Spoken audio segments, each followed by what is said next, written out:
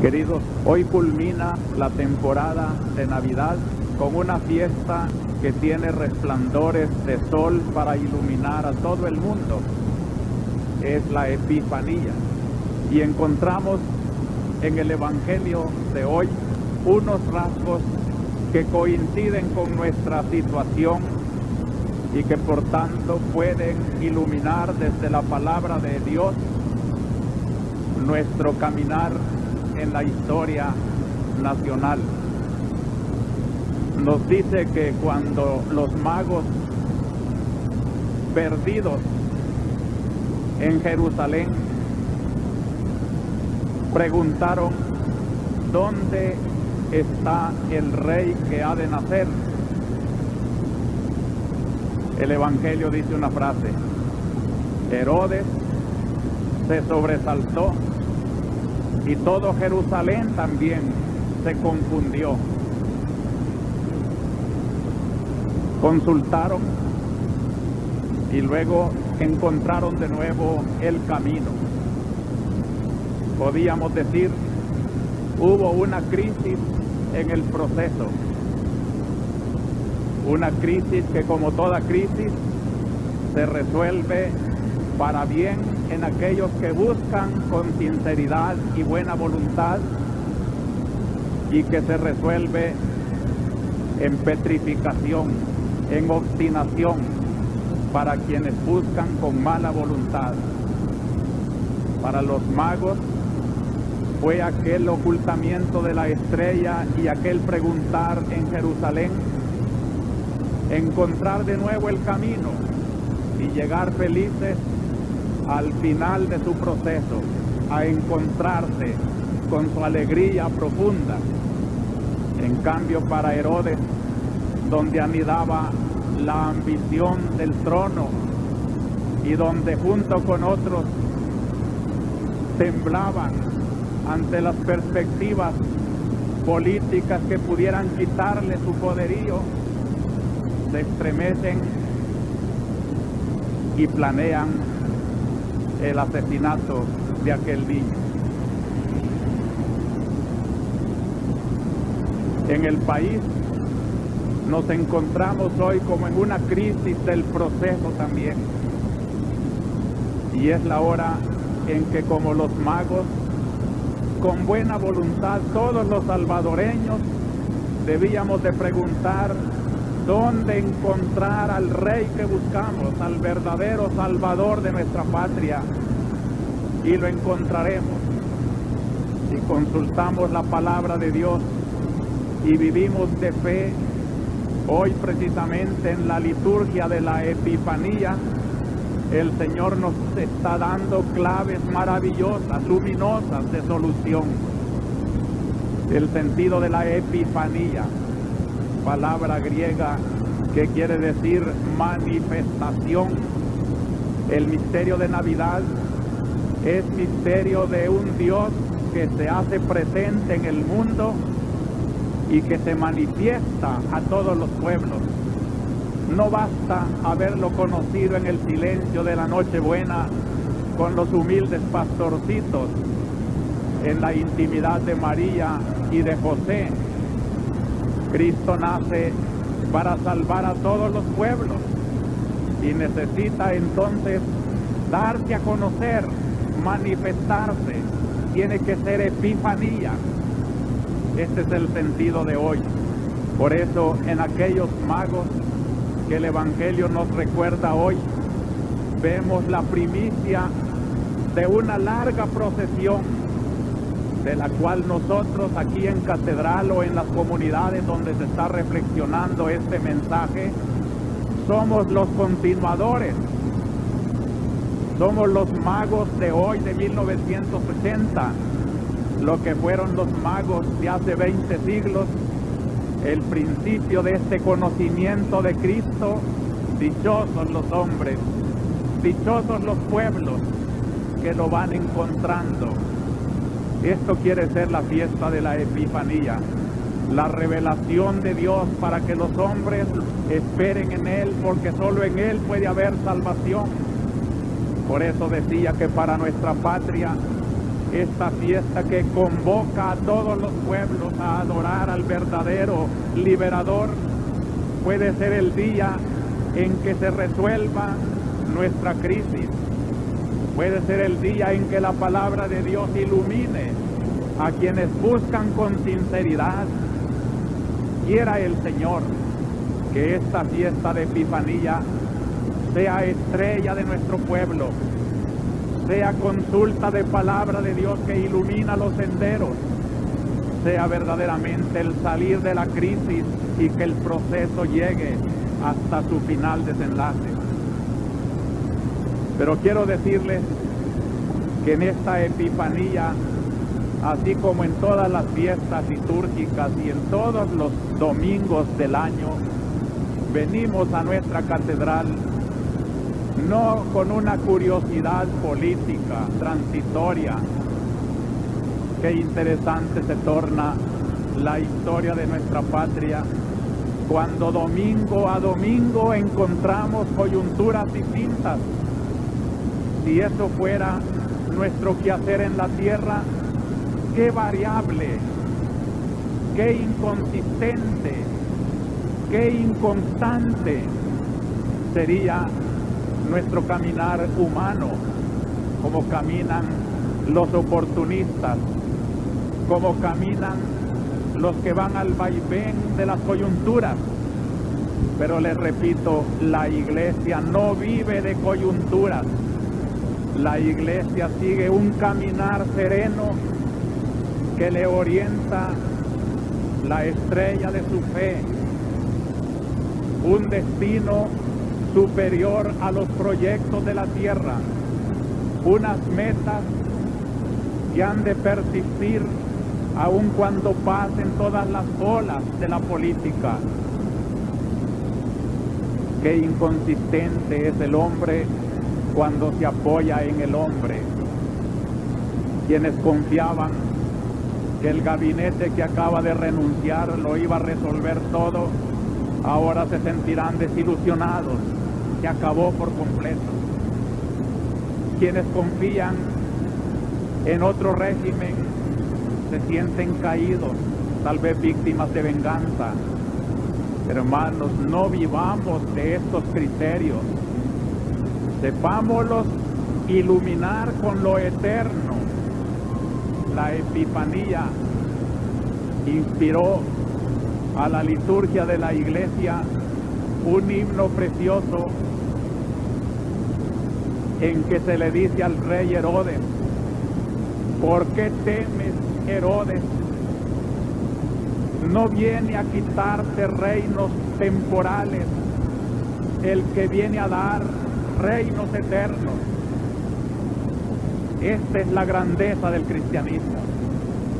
No vivimos del vaivén de las conveniencias de la tierra, y por eso insisto a las queridas comunidades cristianas: mantengan sobre todo su fe en Cristo, mantengan sobre todo su trascendencia, y desde allí iluminen lo inmanente, lo transitorio. Si no acertamos en un juicio político, no importa, el hombre es falible. Lo que importa es no equivocarse en asuntos de fe. Lo que importa es ser fiel a la palabra del Señor que orienta todas las coyunturas. Lo que importa es tener hombres tan íntimamente renovados en su corazón que al servir al pueblo desde la política y desde las cosas temporales, lo que los inspire sea su fe. Esto es lo que le pido al Señor. Danos, Señor, políticos, gobernantes, hombres que tengan fe, porque de nada serviría el cambio de estructuras, por más profundos que sean, si no las manejan esas estructuras hombres de fe que sepan lo relativo de las coyunturas y de las estructuras, y sepan lo absoluto del reino de Dios. Lo que ahora viene a fulgurar, a iluminar como sol los pasos de los magos y los pasos de todos los hombres, es la fe que nace en el corazón y la alegría de haber conocido a Cristo y saber que Él nunca falla y que en todas las crisis y aún en los fracasos siempre queda flotando la alegría de no haber fracasado por haber puesto la confianza en aquel que puede salvarnos. Por eso yo quiero darle a mi homilía de hoy este título que ojalá sea una inspiración para todos los que hacemos esta reflexión. Epifanía, revelación y donación de Dios a todos los pueblos. Comprendamos el espíritu de esta fiesta. Esto es, Epifanía es revelación y donación. Dios que se revela y se da a todos los pueblos. Por eso voy a desarrollar esta idea en estos tres pensamientos. Primero, los magos, primicia de un llamamiento universal. Segundo, lo que Dios ofrece y da a todos los pueblos. Y tercero, los magos, ejemplo de los que buscan y encuentran la verdadera liberación. En primer lugar, los magos son primicia de un pueblo y de todos los pueblos, primicia de un llamamiento universal. En la segunda lectura, cabalmente, San Pablo se siente feliz de ser el apóstol de los gentiles.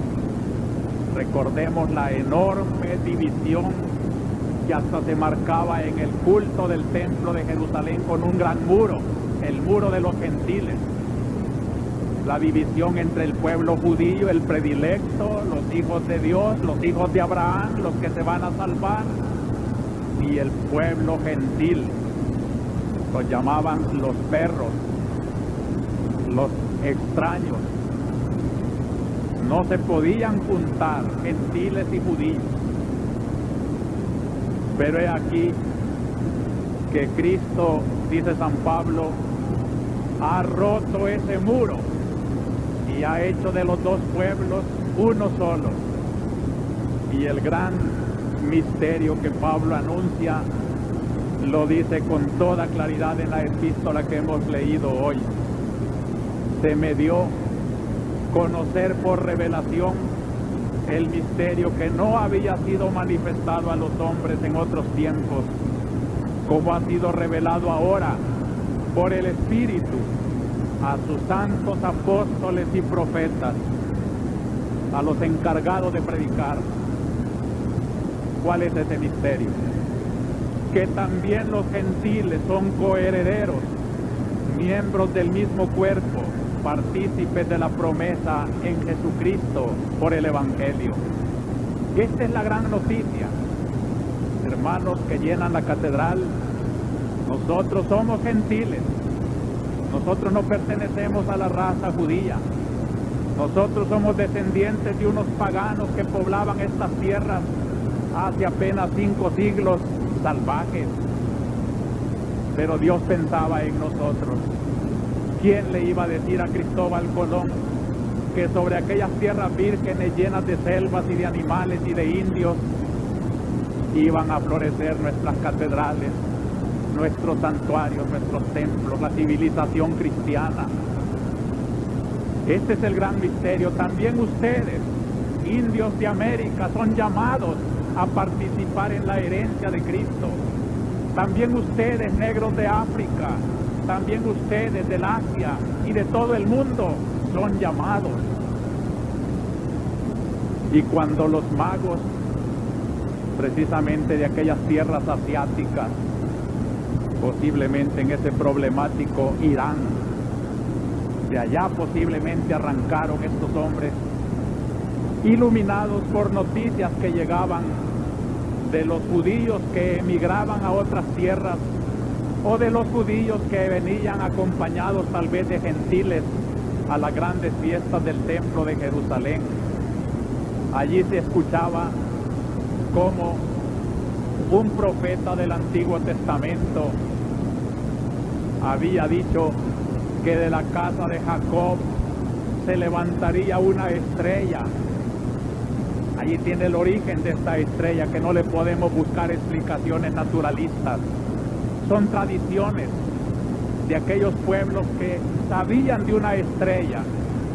Habían oído hablar también cómo se había anunciado un rey que saldría de David, mejor dicho, de la estirpe de Abraham, y que en Belén, y tú Belén, tierra de Epafra, no eres la más pequeña, porque de ti saldrá el que ha de regir a mi pueblo Israel. Y hay una profecía allí del profeta Miqueas que anuncia que este reino que nacerá en el humilde pueblito de Belén se extenderá hasta los confines de la tierra. Quizá esto es lo que oyeron los magos, y esta es la estrella que vislumbraron en su pequeña aurora de fe, y llegaría la noticia de unos ángeles y de unos pastores, y se encaminaron a buscar al Señor. Unos magos de Oriente es la expresión del Evangelio, pero nosotros, a la luz de la fiesta de Epifanía, comentamos con el profeta Isaías. Se trata ya del cumplimiento de esa gran profecía. Caminarán los pueblos a tu luz, te traerán los pueblos sus riquezas. Los dromedarios de Madián y de Efá vienen de Sabá, trayéndote incienso para quemar en tus altares. Todas estas figuras de los profetas que anunciaban un imperio universal, misterioso, en un mundo partido en reyesuelos, en imperios, hacía soñar a los nobles de corazón. ¿Dónde irá a nacer ese gran rey? Y cuando estos hombres iluminados, según tal vez su ciencia astrológica, buscan al que ha de nacer, no son más que la primicia del cumplimiento de esta promesa. Por eso es grande esta fiesta de Epifanía, porque es el día en que celebramos que aquel muro que tenía a los judíos como predilectos y a los demás como espurios se ha roto, y que la fe ha pasado por encima de la generación carnal. Ya no son hijos de Abraham según la carne los que van a ser el pueblo de Dios. Son hijos de Abraham porque tienen la fe de Abraham. Y aquí están las primicias, los magos, hijos también de Abraham, aunque nacidos en el lejano oriente, porque han encontrado la misma fe y han encontrado al Rey. Y parece que lo que el apóstol San Mateo quiere dibujar en este evangelio es cómo Cristo se revela y es conocido y seguido y amado por los gentiles más que por los judíos, porque los judíos, Herodes y los que rodeaban su trono, pudieron dar el índice donde se encontraría, pero se quedaron indiferentes. Y el que no se quedó indiferente, Herodes, quiso conocer dónde nacería para irlo a matar. Vino a los suyos y los suyos no le recibieron. Pero a los que le recibieron, aunque sean gentiles, les dio el poder de hacerse hijos de Dios. Por eso mi segundo pensamiento: ¿qué ofrece este Cristo que nace y se manifiesta y se hace conocer ya de una primicia de gentiles, y se dará también a todos nosotros los gentiles que lo vayamos conociendo y tengamos la dicha de seguirlo y amarlo? ¿Qué ofrece Dios? ¿Qué da a todos los pueblos? Tres cosas, o mejor dicho, pongo mi pensamiento en 3 capítulos porque son 3 cosas tan grandiosas que no se deben confundir. En primer lugar, dones individuales. En segundo lugar, dones sociales. Y en tercer lugar, una iglesia administradora de estos dones del Señor. Los dones individuales nos lo dice las lecturas de preguntan, ¿dónde está el rey de los judíos que ha nacido? Porque hemos visto salir su estrella y venimos a adorarlo. Encuentro la expresión bellísima de una vocación que quiere ser fiel a su llamamiento. Esto es lo primero que Dios da, una vocación. Queridos hermanos, sobre todo ustedes, queridos jóvenes y niños, pregúntense, como los magos, esta es mi estrella, ¿dónde está la realización plena de mi vida? ¿Dónde me quiere el Señor? La vocación la tenemos todos. No nace un hombre ni una mujer sin vocación de Dios. Todos tenemos un puesto en la historia. Conocer ese puesto y desarrollarse allí es realizar su propia personalidad. Seamos felices buscando siempre para qué me quiere Dios. ¿Qué otra cosa expresan los magos cuando encontraron al niño? Se postraron y lo adoraron. Es la fe. Solo la fe puede descubrir en un niño puesto en las rodillas de una mujer que se trata de un Dios, de un Redentor, del Rey que buscan. Y los dones, oro, incienso y mirra, son expresiones de fe, son primicias de la liturgia cristiana. También en nuestro altar usaremos incienso, oro para nuestros cálices y mirra también, el signo de la redención que pide sacrificio al pueblo. No predicaremos una predicación sin mirra, sin amargura, sin desprendimiento. Por eso es tan difícil que la comprendan. ¿Qué otra cosa reciben los magos? Lo dice explícitamente el Evangelio, que cuando vieron otra vez la estrella, se llenaron de una alegría inmensa. La gran ausente de nuestro tiempo, la alegría, porque no hay fe, porque no hemos conocido a Dios, que es fuente de alegría. Esta es una de las señales de estar con Dios, aún en medio de las dificultades de la historia. Estar alegres porque el Señor está cerca. Lo sintieron los magos. Y San Pablo en la segunda lectura de hoy va completando este cuadro de dones personales. Nos hemos hecho coherederos de las promesas de Dios a Abraham. Ya son nuestras cuando tenemos fe, que somos hijos de Dios, que nos redimirá Cristo, que tendremos una vida eterna.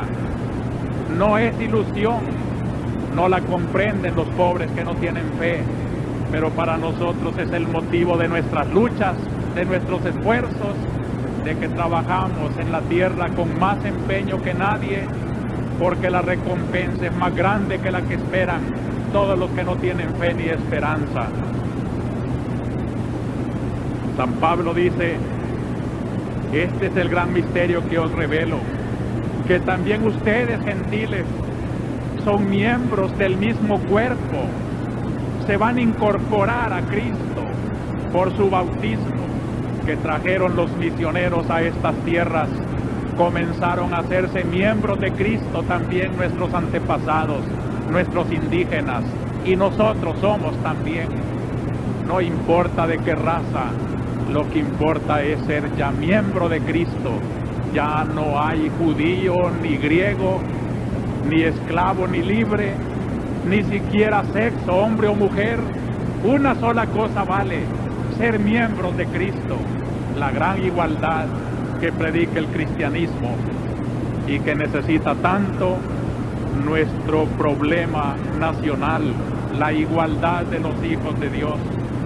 Partícipe, dice San Pablo, de las promesas en Jesucristo por el Evangelio.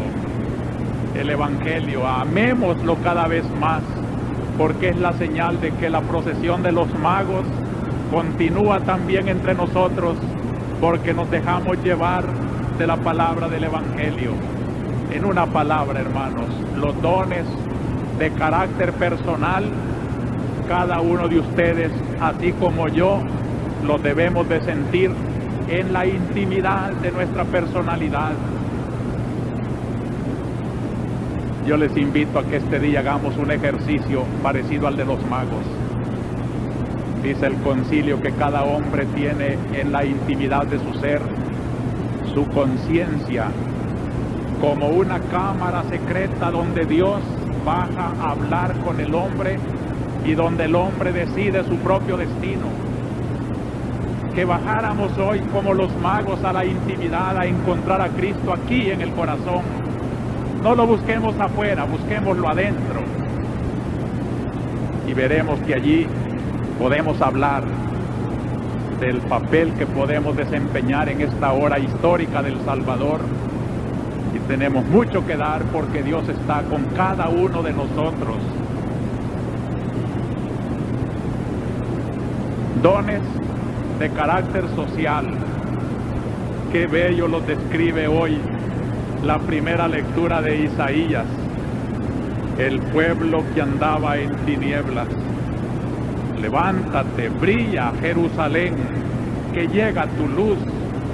La gloria del Señor amanece sobre ti.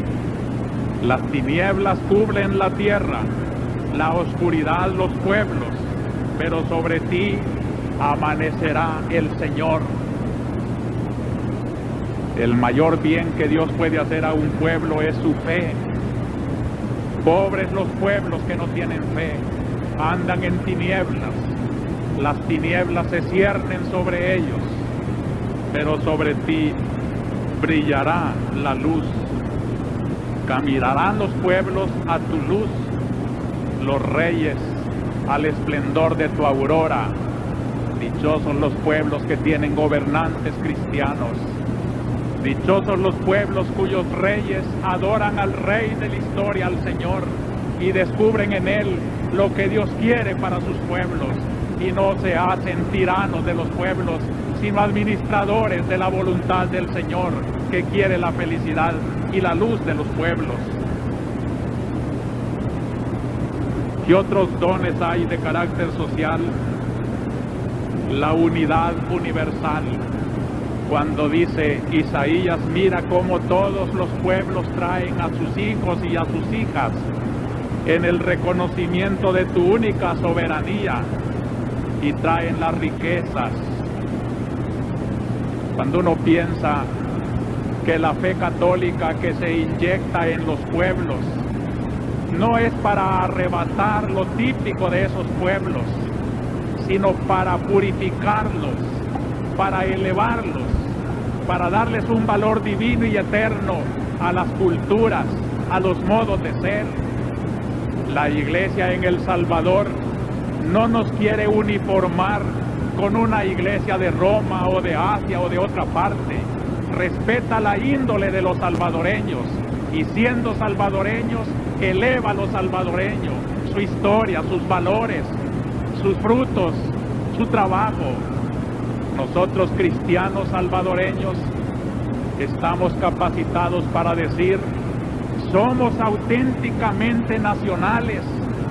Nuestra fe no nos aliena, al contrario, nos purifica lo grande y bueno que tiene cada raza y cada pueblo.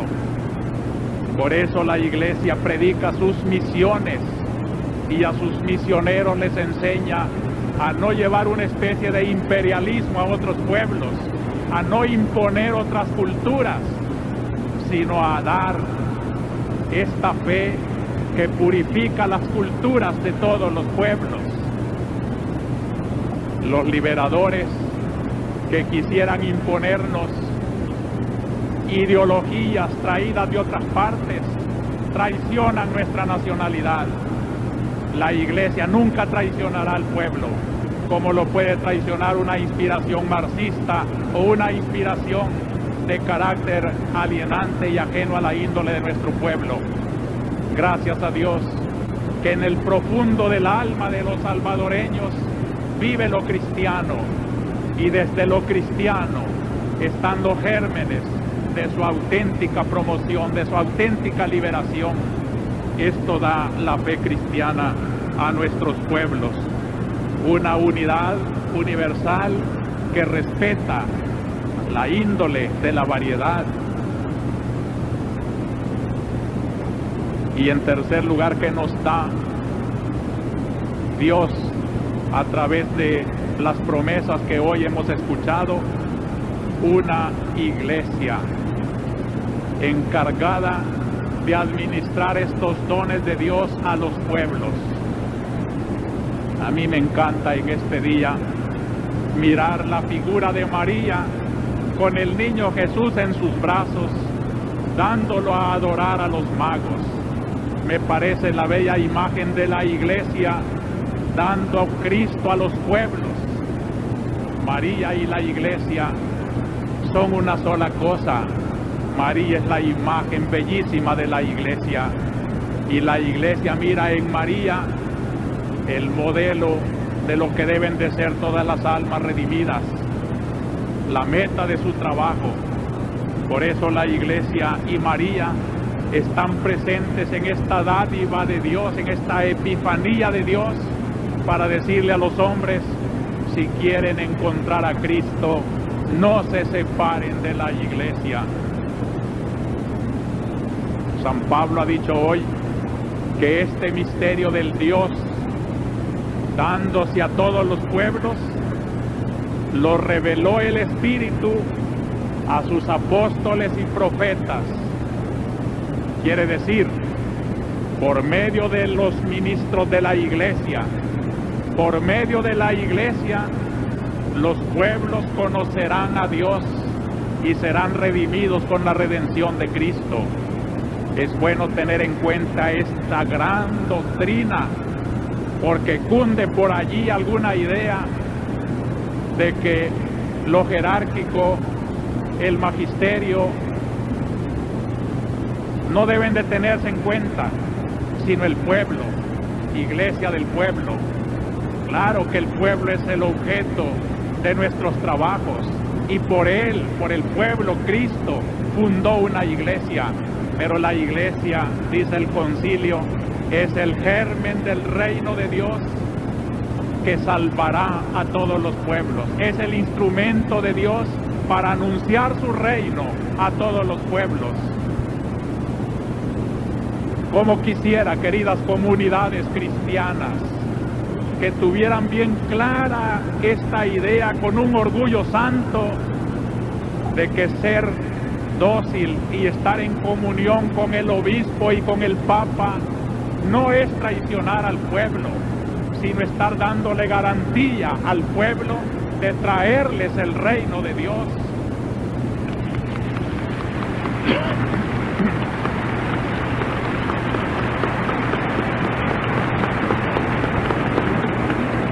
Por favor, queridos hermanos católicos, y sobre todo las comunidades eclesiales, no se descoyunten de los santos apóstoles y profetas, del magisterio que recibió del Espíritu Santo el encargo de anunciar que todos los pueblos son llamados a redimirse en Cristo y a recibir estos grandes dones de la redención.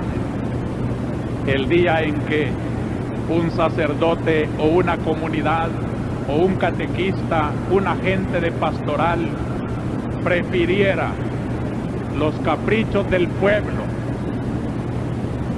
a las inspiraciones del magisterio de la iglesia, ya no es iglesia, ya está predicando algo muy terrenal, muy humano.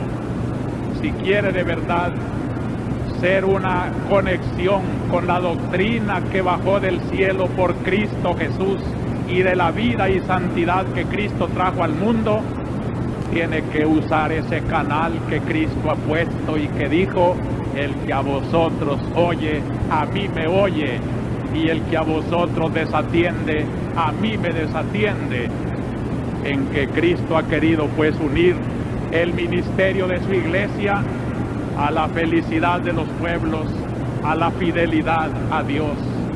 Solo sí les suplico que pidamos mucho al Señor para que esta iglesia sea verdaderamente servidora y fiel, y que seamos todos, aunque pecadores, esforzados en una conversión que nos haga cada día ser más fieles instrumentos de una iglesia de Dios que quiere salvar al mundo. Finalmente, el tercer pensamiento de por qué Dios se revela y se da a los hombres en la Epifanía es este: los magos, ejemplo de los que buscan y encuentran al Señor. No todos encuentran al Señor, pero los magos nos dan maravillosos ejemplos que yo creo que nos están dando la clave aún para encontrar la felicidad temporal. Todos los que sienten íntimamente este momento de crisis política en el país, mírense en el espejo de los magos y pueda ser que aún sin pensar en la fiesta de Epifanía, aún sin ser cristianos, simplemente porque quieren sacar del atolladero al país, creo que pueden encontrar en este ejemplo cristiano de los magos el ejemplo político, el ejemplo que hará feliz a nuestra patria, el único que la puede redimir. Primero, desprendimiento, desinstalarse. Los magos ven la estrella, sienten el llamado de Dios y emprenden el camino. Esto es importante. Yo creo que muchos hablan de cambios en El Salvador, pero no quieren cambiar nada. Sobre todo los más culpables, los que tienen el poder económico, no quieren desprenderse de sus cosas para buscar la felicidad del país, y así no se encontrarán. También aquellos que tienen la idolatría del poder,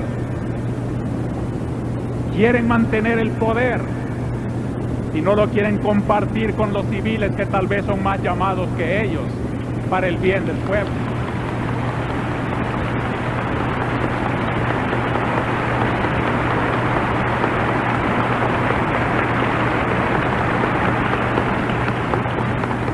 También los que dicen que han emprendido la marcha y caminan. No basta. Partidos políticos, organizaciones populares, ¿qué buscan en sus tácticas?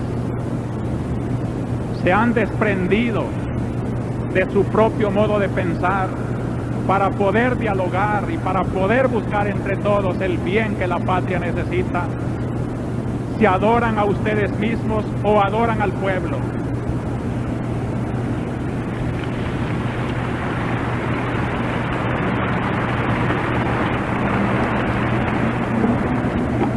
Este deshacimiento es necesario.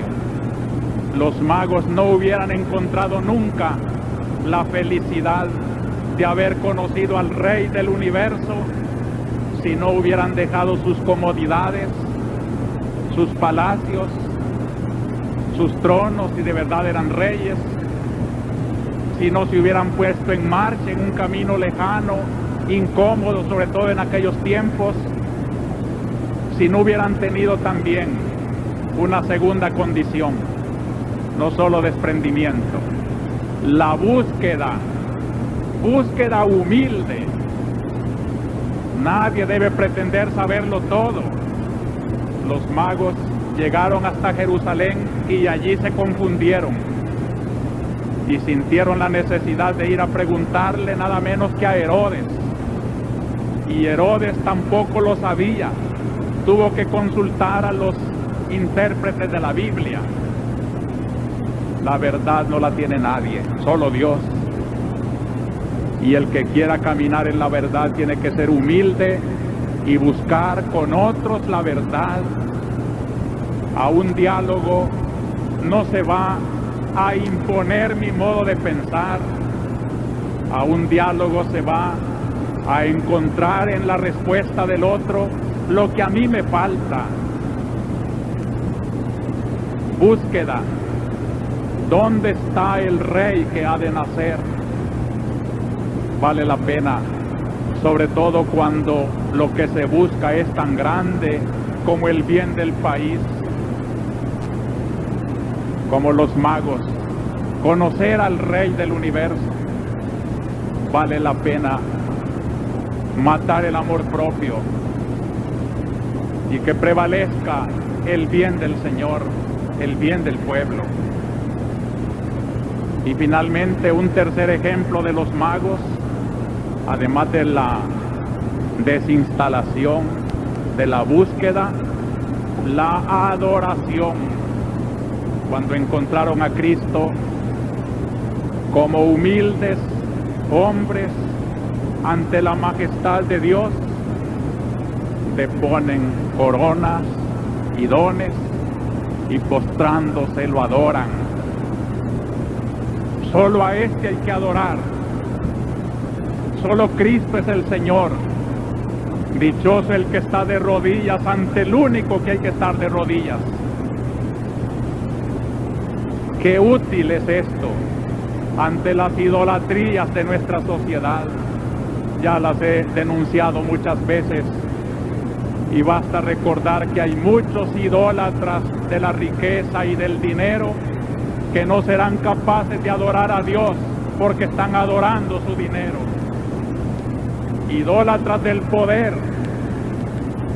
que son capaces de maniobrar hasta las conciencias de los otros por sus ambiciones de poder. Idólatras de su modo de pensar. Solo mi partido, solo mi organización.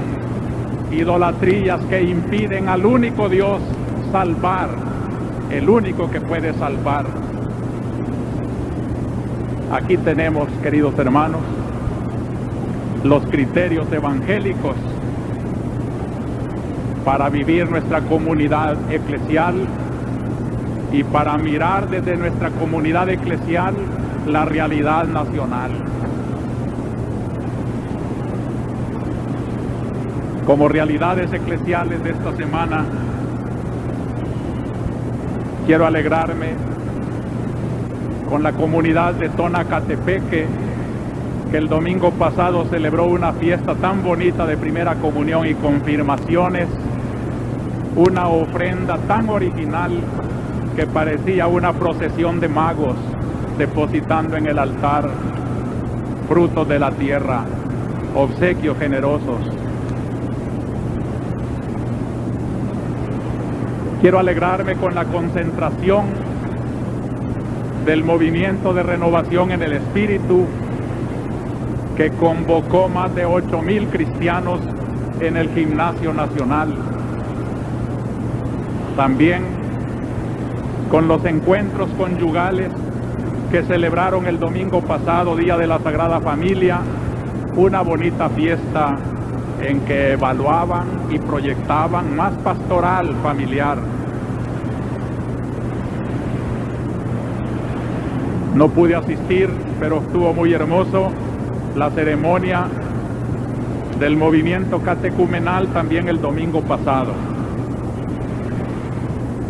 Nota muy eclesial, la visita del cardenal Luis Lordseider, arzobispo de Fortaleza en el Brasil, que estuvo 3 días con nosotros, sin duda por encargo del Santo Padre, tomando una relación de lo que pasa en Centroamérica venía de Nicaragua, iba para Costa Rica y me dio mucha satisfacción su aprobación del trabajo que estamos haciendo. Me dijo también: he leído tus cartas pastorales, algunas de tus homilías, y veo que todo está correcto. Yo siento en esta visita de este nuevo enviado del Papa una nueva confirmación de lo que está trabajando nuestra arquidiócesis. Por eso también he sentido mucha alegría de haber recibido ayer un telegrama que es un honor para ustedes. Están aquí presentes en nuestra misa quienes me lo comunicaron de palabra. No había recibido todavía el telegrama, pero en su persona de ellos quiero decirles que vean cómo fue acogida la noticia en nuestra catedral. Es de un telegrama de Estocolmo, arzobispo Romero, San Salvador. Acción Ecuménica Sueca ha decidido otorgarle a usted y su iglesia Premio Paz 1980 por significativos aportes por la justicia, reconciliación entre los hombres y derechos humanos. Carta llegará.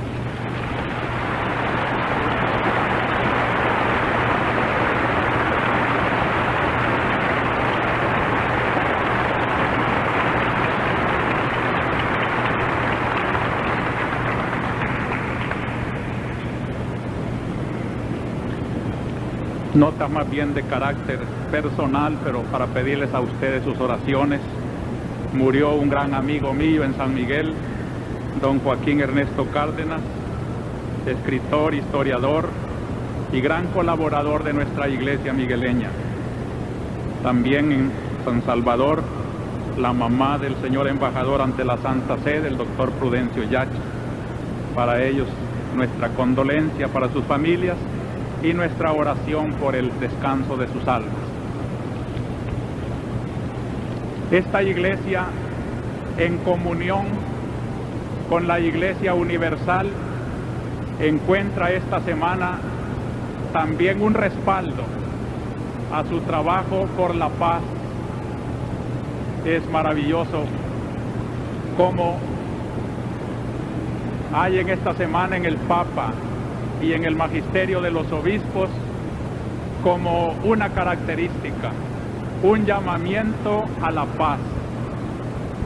El Papa apenas terminó de escuchar por televisión al presidente de Italia, al socialista Sandro Pestini. Lo llamó por teléfono para felicitarlo y para darle su respaldo en lo que acababa de decir, condenando el terrorismo y la carrera armamentista. También el Papa, hablando en el Día de la Paz, el 1 de enero, se refirió a la pesadilla de una guerra nuclear. Dijo el Santo Padre que una guerra nuclear reduciría ciudades y aldeas a una pila de escombros y que expondría al hombre a grandes peligros desconocidos como las mutaciones genéticas. Palabras del Papa: la guerra se hace siempre para matar, es contraria a la humanidad. Debe decirse al pueblo del mundo de la terrible pesadilla que puede acarrear una guerra nuclear. Y señalaba algunos datos estadísticos cuando dice que una acción directa o retardada de esas explosiones podría acarrear la muerte de 50 a 200 millones de personas. Que la guerra nuclear causaría también una drástica reducción de los recursos alimenticios al esparcir residuos radiactivos sobre las tierras cultivables y causar sustanciales alteraciones a las capas de la atmósfera.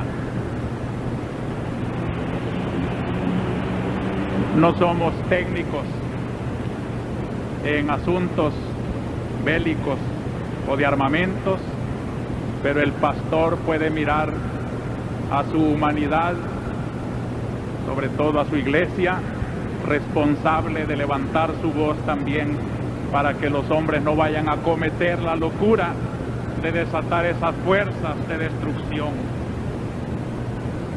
Los obispos del Brasil también, con motivo del Día de la Paz y ante diversos atropellos a la iglesia, han hecho un llamamiento para que los hombres se sientan más hermanos. Un cardenal del Brasil, Monseñor Vicente Scherer, fue también atropellado en lo personal, fue herido, y cuenta él en el hospital: querían dinero, pero yo no tenía más que $50 solo para comprar gasolina. Insatisfechos con esa suma, los atacantes comenzaron a golpear y apuñalear al prelado mientras se alejaban en el automóvil. Lo dejaron desnudo.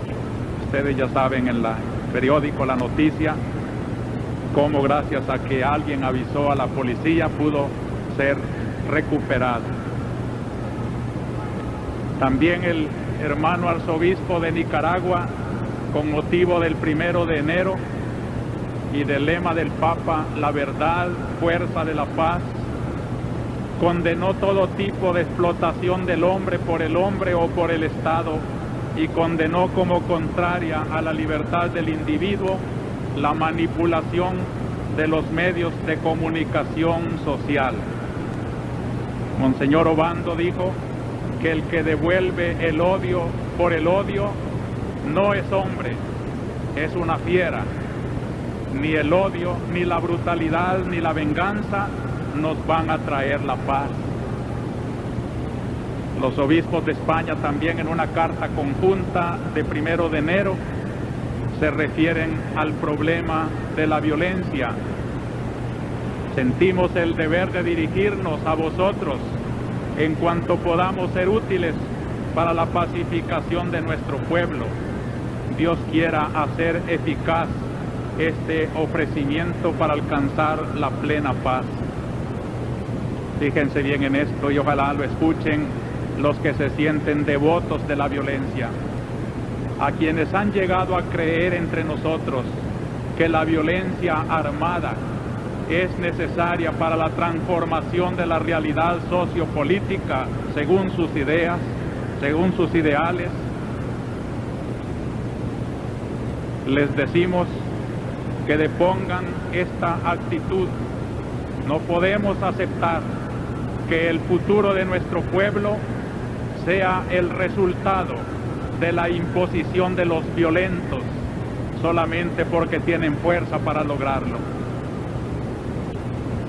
Abran más bien al campo de la crítica y a los caminos racionales para establecer el orden justo que necesitan los pueblos. Y esta epifanía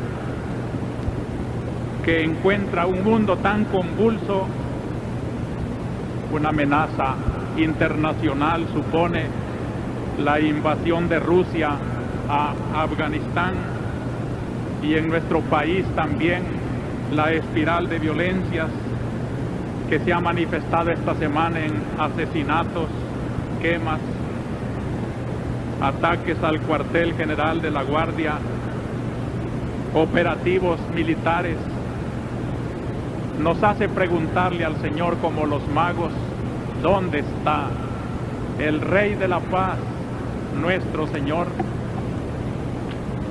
Y nos encontramos ante una situación que vale la pena también analizarla para sacar las lecciones.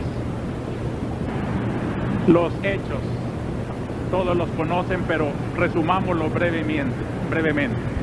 Recuerdan que el domingo pasado en la homilía señalaba que se advertía una crisis al interno del gobierno porque se le acusaba de influencia derechizante por parte de las Fuerzas Armadas y de la oligarquía. El domingo 30 por la noche escuchamos ya el documento de gran parte del gabinete y otros funcionarios dirigido al Consejo Permanente de las Fuerzas Armadas, condicionando su permanencia y colaboración en el gobierno a que se cumplieran de parte de las Fuerzas Armadas ciertas exigencias que corrigieran la derechización del gobierno y lo volvieran a su línea de la proclama del 15 de octubre, con la cual los ministros se habían comprometido. Es claro el pensamiento de los ministros. El mando actualmente efectivo de la Fuerza Armada no es el mando con el que originalmente se pactó para la implementación de un nuevo proyecto político. Los titulares del Ministerio de Defensa y algunos de los comandantes de puestos militares están ejerciendo en la práctica el poder militar por encima de la Junta y en contra de los planteamientos del movimiento originado por la Junta a la Juventud Militar. Entre otras demandas, lo que pedía el gabinete a los jóvenes militares era que definieran quién manda. La denuncia de la existencia de un gobierno paralelo al gobierno y a la Junta explicaba muchas de las actitudes deplorables de esos días. El lunes 31, varios miembros del gobierno piden al arzobispado una intervención y este convoca a la Junta de Gobierno y a los funcionarios firmantes del documento para una reunión el 2 de enero. El 2 de enero, como ustedes lo pueden leer hoy en orientación, se tuvo esa reunión de carácter amistoso, informal, un simple intercambio de impresiones. Mi posición fue la de un representante de gran parte del pueblo que confía en la Iglesia y en mi calidad de representante de la arquidiócesis. Mi actuación fue la de una iluminación rectilínea que da desde el Evangelio, pide que con toda franqueza se examine dónde está la raíz del problema, cuáles son los puntos de convergencia y de divergencia y cómo se puede superar la división en aras de un ideal por el bien del pueblo.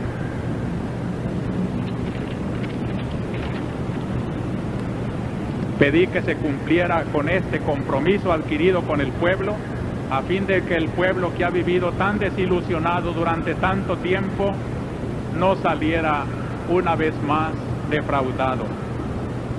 Yo agradecí la buena voluntad con que acogieron mi invitación y desde luego doy por supuesto que mi intervención puede ser mal interpretada, pero que quede constancia que lo que pretendí, y es mi satisfacción, es haber dado un servicio pastoral y evangélico al momento crítico del país.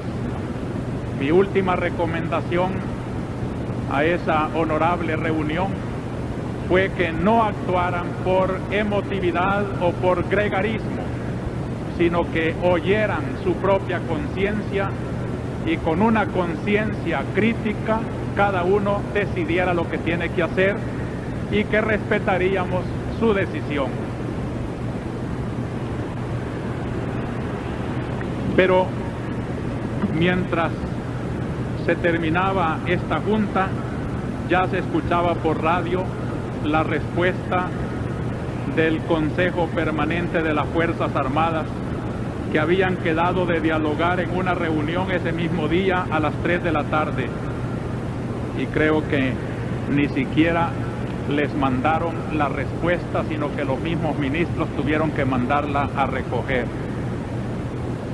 Siguieron luego las denuncias.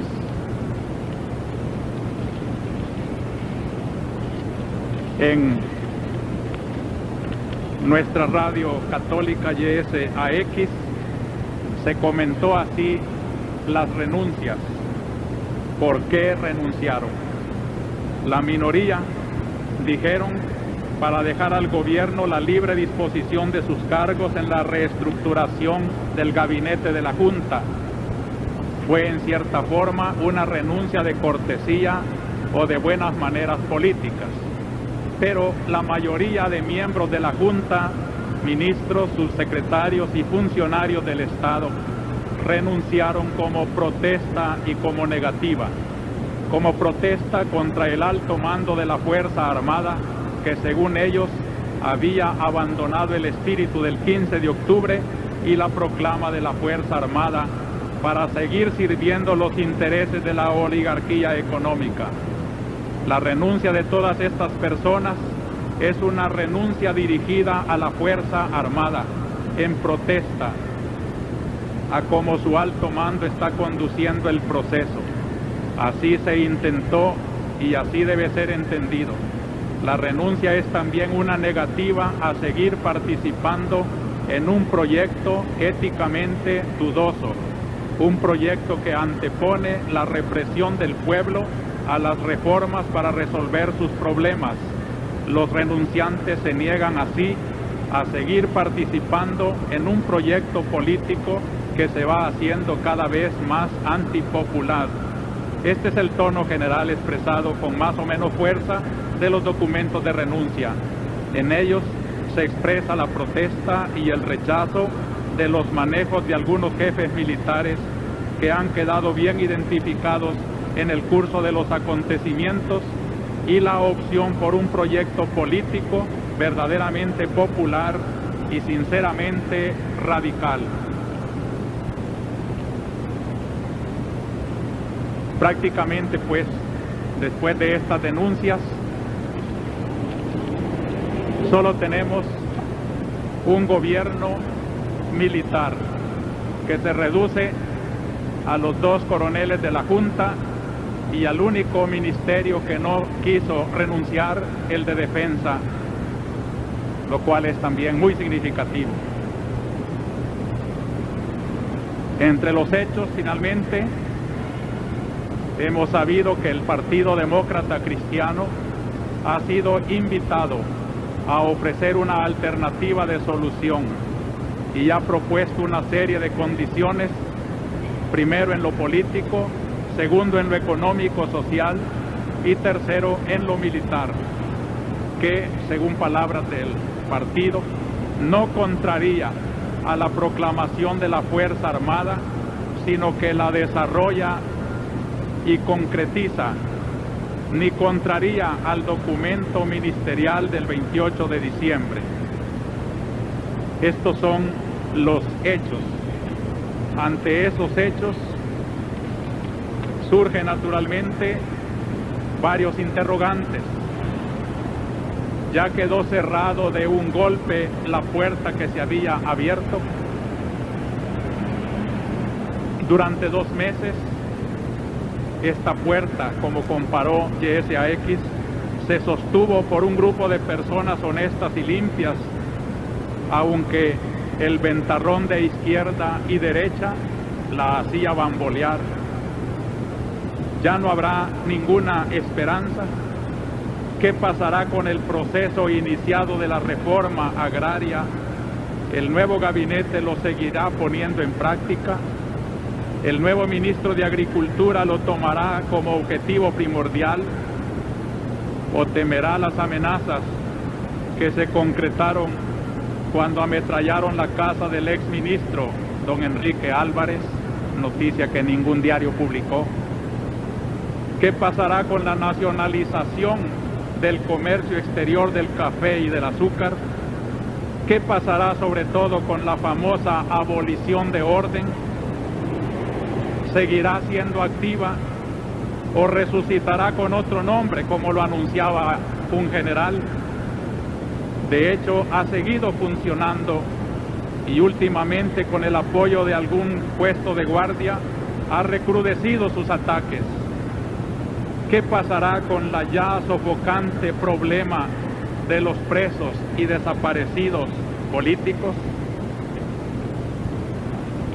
Nos angustia también cuando la comisión investigadora dice que apresura un informe porque dado el desarrollo de los acontecimientos habido en estos últimos días, resulta inoficiosa la misión que se nos ha confiado.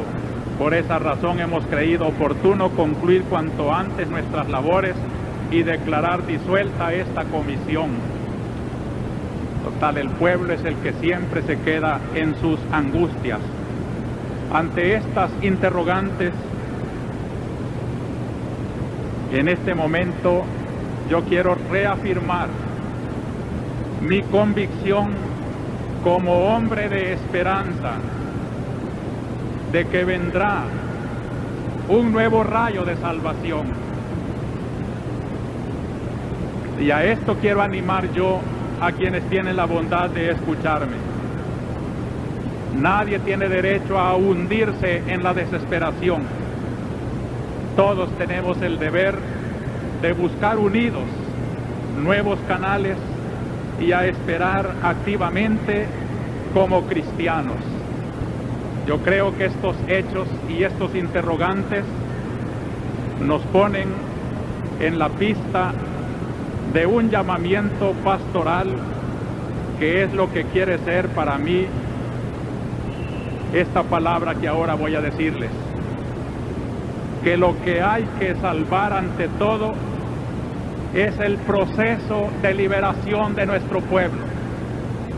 El pueblo ha emprendido un proceso que ya le ha costado mucha sangre y no se puede echar a perder.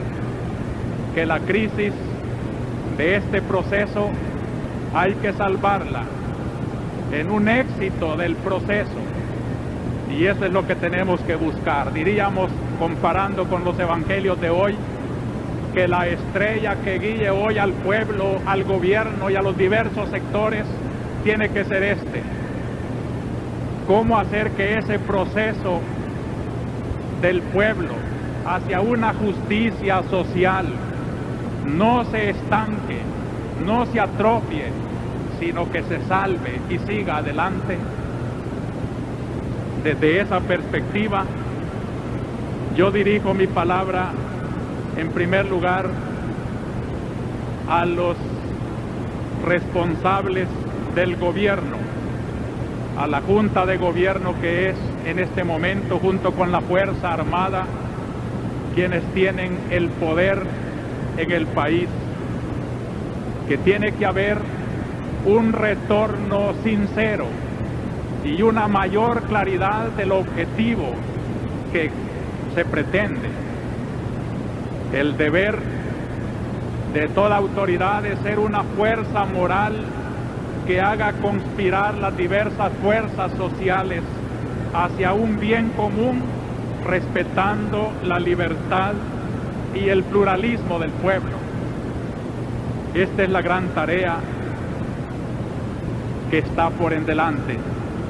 Quiero recordar al gobierno que en este momento hay dos ejes sobre los que puede descansar la unidad.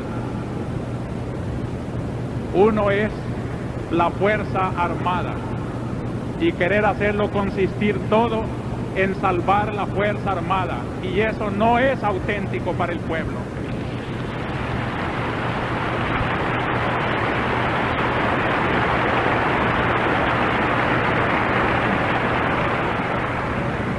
El otro eje es el del bien común del pueblo.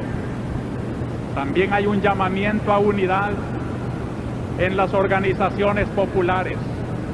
Si responde a este eje de lo que el pueblo quiere, allí sí, todos a unir las fuerzas para salvar a nuestro pueblo.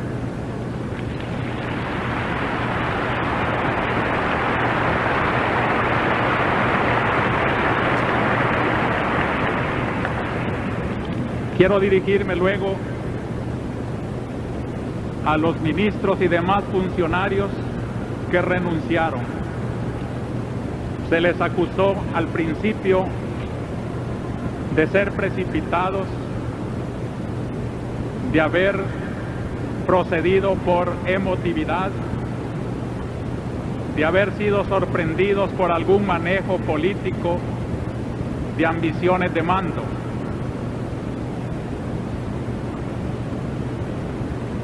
Ante todo, yo diría, tenemos que agradecerles su servicio, su capacidad puesta al servicio del proceso del pueblo. Y para juzgar su acción es necesario meterse en su propia conciencia, lo cual solo ellos pueden hacer. Por mi parte, creo que los planteamientos que hicieron en su renuncia y que han sido diferentes, algunos también, los de la minoría, para dejar con lealtad puesto al gobierno para que elija mejor, pero han coincidido en que no pueden seguir trabajando donde existe un gobierno paralelo, donde se están dando reformas y garrotes, donde se ha dado una desviación del proceso iniciado. Reafirman su deseo de cambios dentro de un orden democrático y pacífico. La renuncia del gabinete y de altos funcionarios del gobierno, del doctor Ungo y del ingeniero Mayorga Quirós, ha sido bien vista por muchos, aún aquellos que durante mucho tiempo le llamaron vendidos, traidores. Ahora ven en ellos gente honesta y limpia. Yo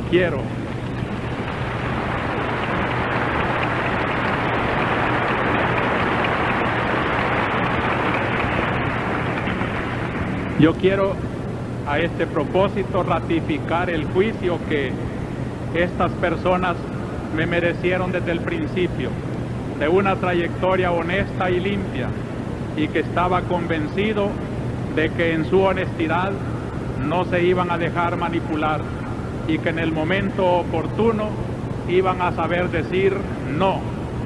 Gracias a ellos por este testimonio.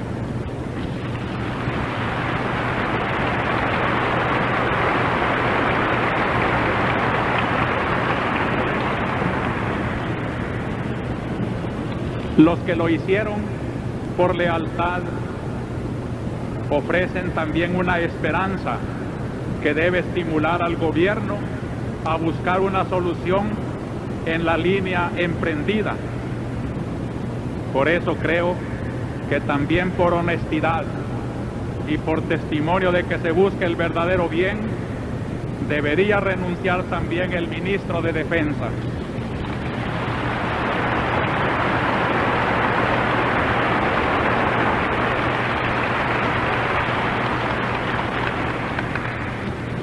Su permanencia, además de significar hacia afuera una mala figura del gobierno y de la Fuerza Armada, puede significar también un estorbo verdadero para el mismo gobierno.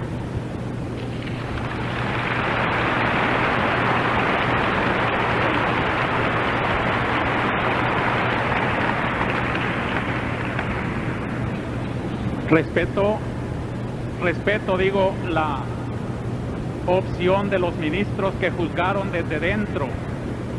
Nosotros podemos juzgar desde fuera, pero ellos vivieron estos 2 meses y pueden tener mejor juicio, y su juicio es una clara llamada a no engañar al pueblo. Lo cual quiere decir que se les llama a estar dispuestos a apoyar al pueblo en sus luchas reivindicativas y que su despido del gobierno no lo sientan como un fracaso, sino como una retirada estratégica para volver a la carga del proceso de nuestro pueblo.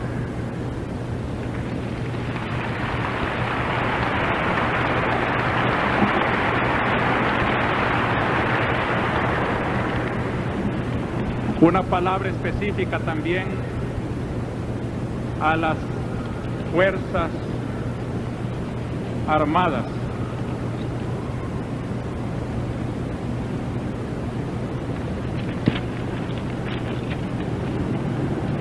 En el fondo de todo el contenido de respuestas de la Fuerza Armada a los civiles, me parece que hay una exagerada idolatración de la institución misma. Hay que tener en cuenta, queridos militares, que toda institución, incluida la institución castrense, está al servicio del pueblo. Es el bien del pueblo el que debe mandar para un cambio de infraestructuras y de reglamentaciones en toda institución. Toda institución debe ser susceptible de sufrir cambios según lo exija el bien del pueblo, y no que por absurdos cánones de jerarquía se ahoguen las aspiraciones de un pueblo. Lo mismo podemos decir de las leyes y demás códigos que pueden resultar un momento anacrónicos, estancados y sin sentido si no existe una verdadera adaptabilidad a los tiempos que estamos viviendo y las necesidades actuales del pueblo a quien servimos. Este servicio al pueblo desinteresado, con verdaderos cambios de estructuras, es lo que hará la verdadera unidad a que se apela en las Fuerzas Armadas. Creo que mientras exista esa tentación y esa tendencia derechizante, esa instrumentalización de la oligarquía mal acostumbrada a manejar el ejército a su gusto para defender sus intereses en contra del pueblo, todo lo demás será un mito, porque tengo la convicción que en las Fuerzas Armadas hay gente noble, sincera y justa que puede sobreponerse a esas tentaciones y que será capaz de sentir con el pueblo antes que sentir exclusivamente con su institución. Y también quiero decir que no bastan las proclamas de inocencia y no de derechización. Lo que esperamos ver son hechos, y los hechos han estado hablando de represiones y de un poquito de manipulación, mucho de manipulación de parte de la oligarquía.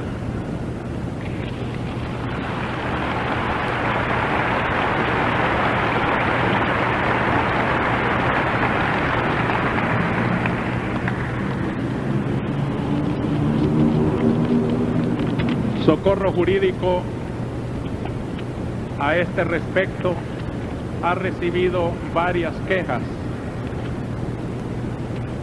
y que es necesario seguirlas denunciando en nombre de los derechos humanos, que para la Iglesia siempre serán su estrella que la oriente. El sábado 29 de diciembre, efectivos militares del Ejército, guardias nacionales, policías de Hacienda y elementos de orden invadieron los cantones El Terrero, Conacaste, San José El Amatillo y otros cantones de la jurisdicción de Las Vueltas en el departamento de Chalatenango. Grupos de izquierda habían asesinado a exmiembros de orden y esa venganza es condenable, pero igualmente condenable es un operativo que supera la capacidad de defensa que se necesita. La ocupación militar duró hasta el 31 de diciembre, habiendo asesinado a los campesinos José Alas y Amanda Rodríguez del cantón El Terrero, y a Próspero Guardado y a Víctor Manuel Guardado del cantón La Laguna.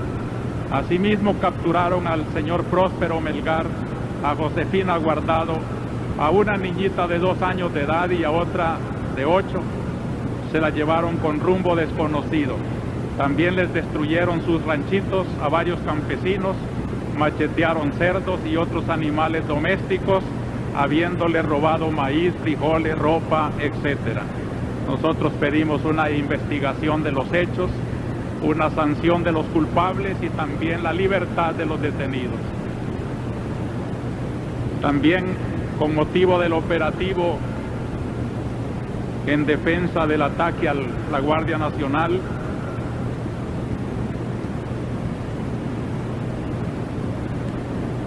se dejó un saldo trágico de muchos heridos y unos muertos. También en la iglesia de la Divina Providencia en la colonia Tlacat se violentó sin necesidad una puerta del convento y se cateó también sin necesidad la casa de los sacerdotes.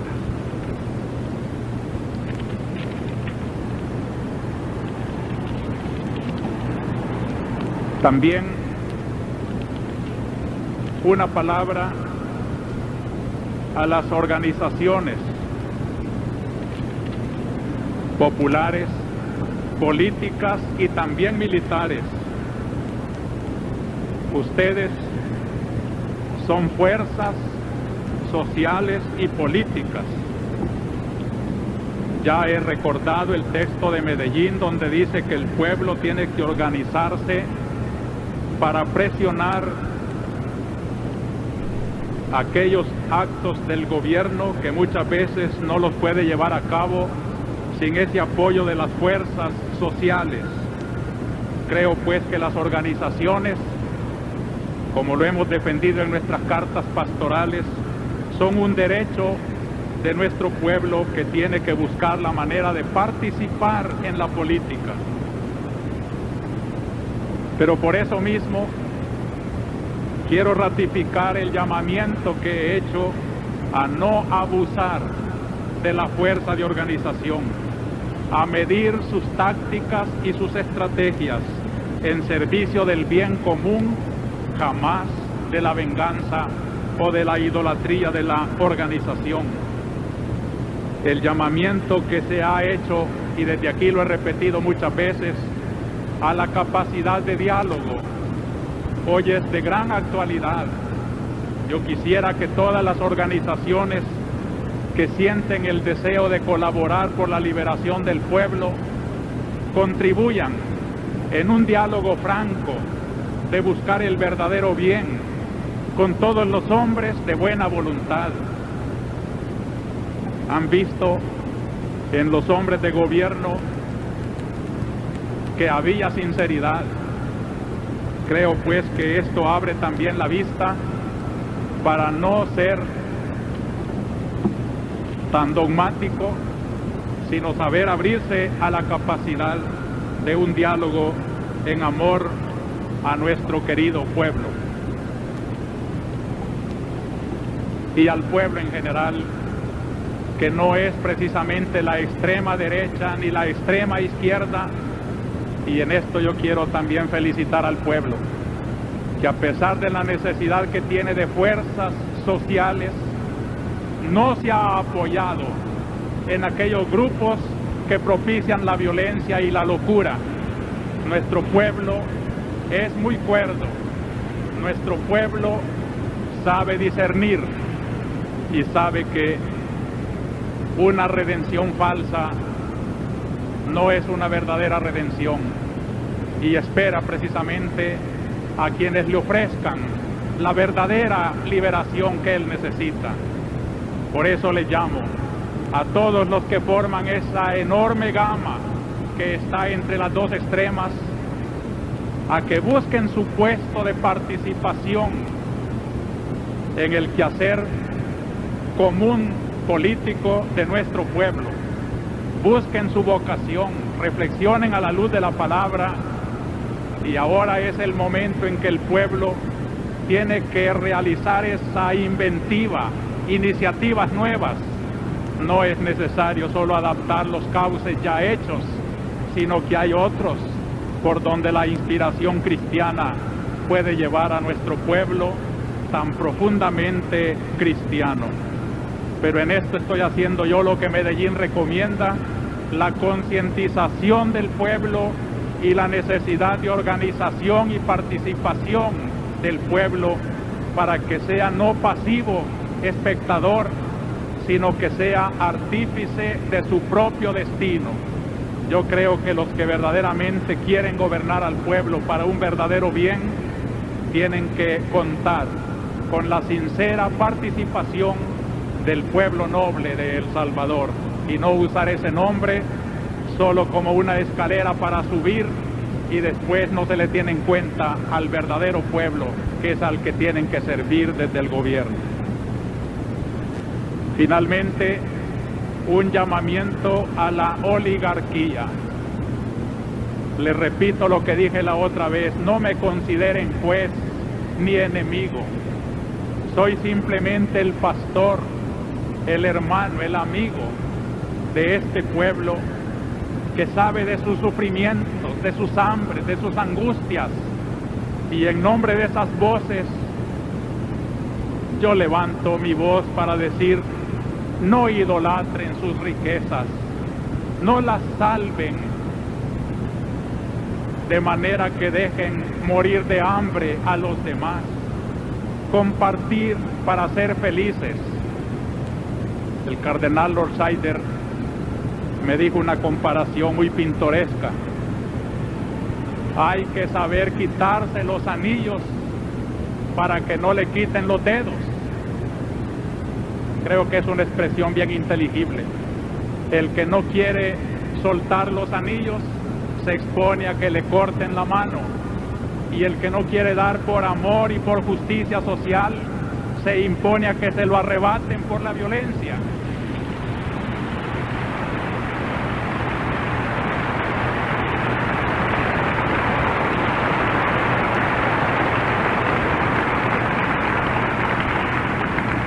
Tenemos un caso concreto que denunciar en esta semana, y es que el 3 de enero los trabajadores de las empresas Grival S.A.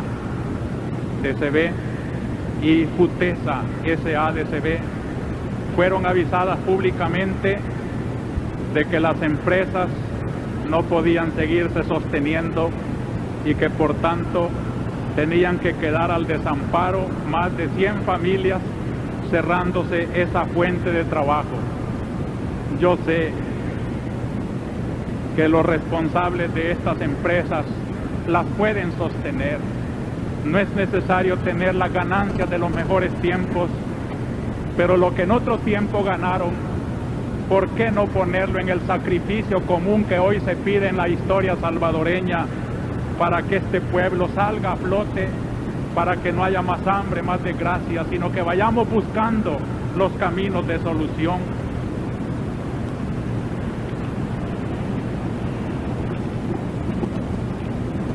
Como Jerusalén, nuestro país también está conturbado. Gobernantes y pueblos nos turbamos ante un porvenir,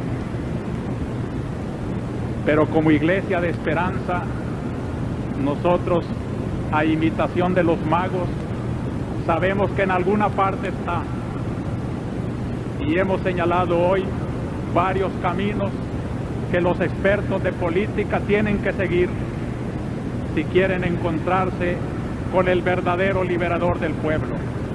Esto digo ante todo a todos los sectores del país: ábranle el campo a Jesucristo, dejen que entre el Rey de la Paz, sometan ante Él con la humildad de los magos el corazón humilde, buscándolo, y encontraremos de verdad la solución de nuestro país.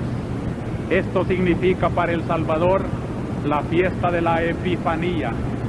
Dios nos ha llamado a salvación y a felicidad, y no nos puede engañar, pero sí nos pide desinstalarnos, buscarlo, ser humildes, consultar y ser capaces de desprendernos hasta de lo que más queramos, con tal de encontrar lo que más vale: el Señor y la felicidad de nuestro pueblo. Así sea.